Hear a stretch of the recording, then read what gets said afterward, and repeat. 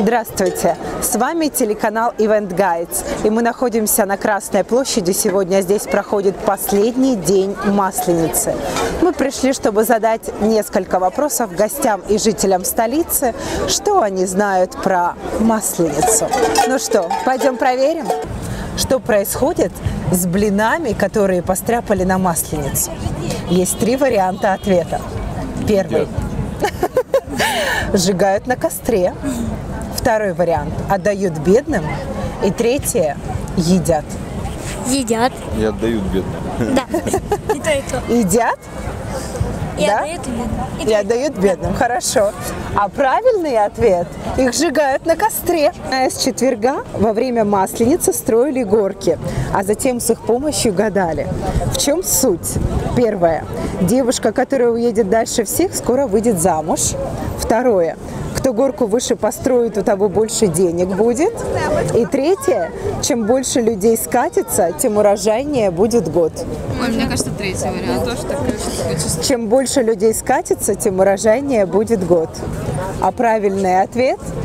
Кто дальше уедет? Девушка, которая дальше уедет с горки, быстрее выйдет замуж. Спасибо. Будем кататься. Готовы? В народе каждый день Масленицы имел свое название. Разгуляй.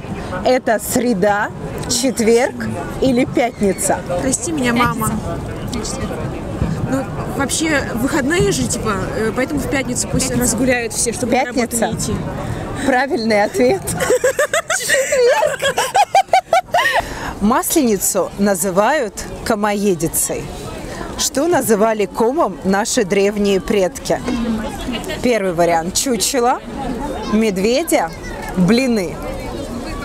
Может, медведя, я думаю. Блины, может. Правильный ответ – медведя.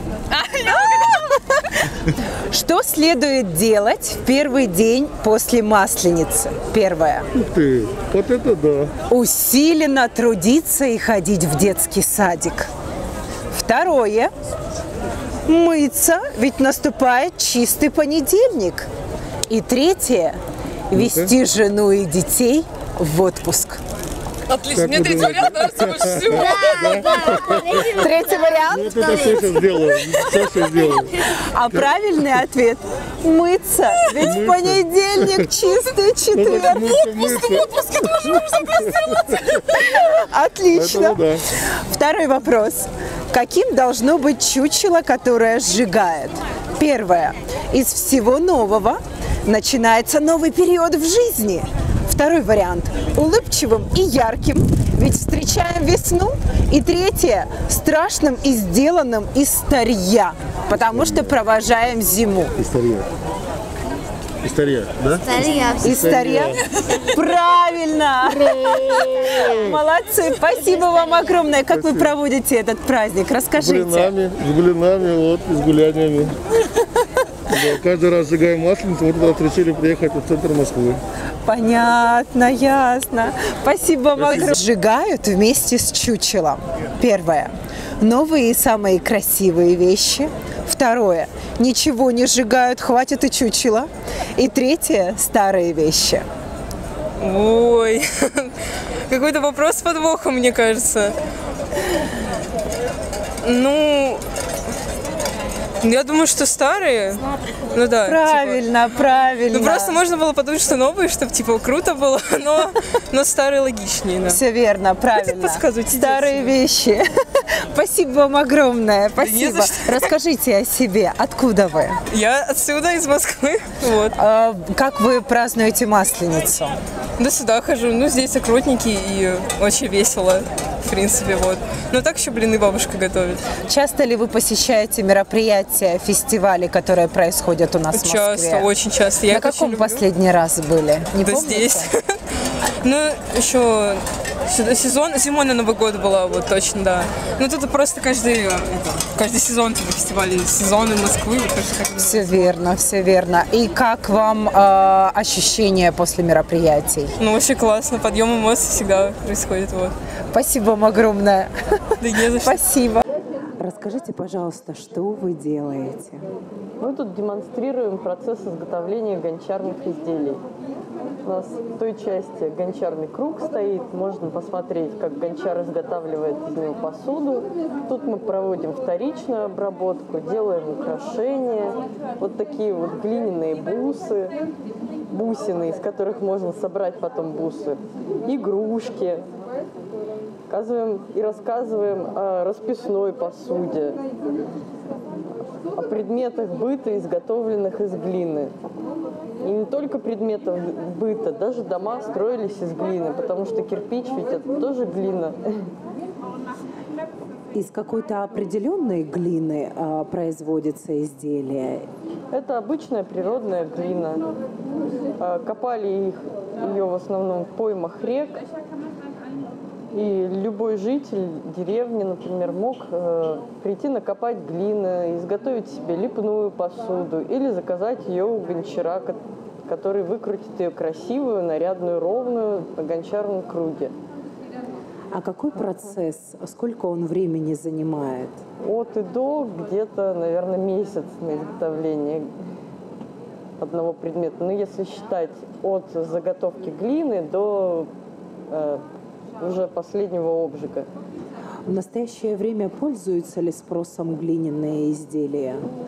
В основном как сувенирная продукция. Редко кто пользуется в домашнем хозяйстве глиняной посудой. Но любители все-таки встречаются. Как называется масленичная неделя? Сытная неделя, сырная неделя, блинная неделя. О, дайте-ка подумать.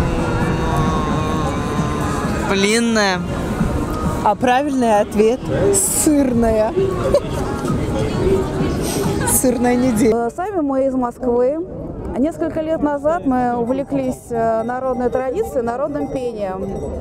И поскольку нам нравилось пение, особенно белгородская традиция, то мы решили, что, наверное, нам нужно соответствовать полностью, и мы стали заниматься и костюмом тоже. И вот сегодня мы рассказывали про то, какие вот у нас костюмы, то что это практически все этнографические образцы, которым уже некоторым больше 100 лет, вот, например, как этому барановскому платку. И кроме того, паневы, вышитые вручную. Вот, я не знаю, вам будет это видно? Юбка. Да, панева. Да, это именно панева. Ага. Это все вышито вручную, это все ткачество. Вот. Но подробнее, может быть, Надя расскажет. Ну, как мы уже сказали, у нас костюм Воронежско-Белгородского пограничья, и мы все представляем костюмы замужних женщин, праздничные костюмы. Конечно же, каждый день такие костюмы не носили, потому что они, непрактично в таких костюмах работать в поле. А выйти на праздник, конечно же, это очень красочно, зрелищно. В них даже не садились, вот как мне рассказывала просто женщина, которая из этой области, они тоже поют эти песни, и они нам рассказывали, что они даже не садились никогда вот в такой одежде, они только пели и ходили по улицам. Потому что изготовление такого костюма, оно занимает очень много времени. Например, вот паневы, ее надо соткать, ее нужно вышить. То же самое головной убор, он очень сложный в изготовлении, потому что он состоит из 2 частей, это сорока, даже из 3, да, сорока, каблучок и еще внутри каркас, да. Это секрет. Поэтому все это требовало очень много ресурсов для того, чтобы это изготовить. Соответственно, для этого использовались материалы частично покупные, частично те, которые могли сами произвести, ну там нитки, например, да, или там крошение этих ниток. И поэтому, конечно, это очень такой статусный костюм, который каждый день не использовали. Но тем не менее он очень красочный. И вот гребатки, украшения. Как нагрудные, так и на спинные, да. Еще есть поясные, у нас они не представлены. Вот это на спинные, вот здесь нагрудные. Это все традиционные украшения женщин именно Воронежско-Белгородского пограничья. Причем нужно сказать, что в каждой губернии, даже более того, в каждом уезде и фактически в каждом селе были какие-то свои особенности. Вот, например, именно такой костюм, он встречается буквально в нескольких кустах сел. Если мы выйдем за пределы уезда, там будет уже совершенно другой костюм, он будет уже отличаться. И головные уборы, естественно, тоже будут другие. Спасибо, очень познавательно для нас и для наших зрителей канала. Спасибо вам огромное. Спасибо. Я был сейчас в Париже, у них на каждом углу крепы. Красиво звучит. Да, крепери, да, блинные по-нашему. Но они, вот я очень люблю Париж, Францию, но они не едят больше одного блина. Вот они один большой блин там с чем-нибудь, а у нас же кайф, вот наделали гору блинчиков и ешь, пока только силы есть.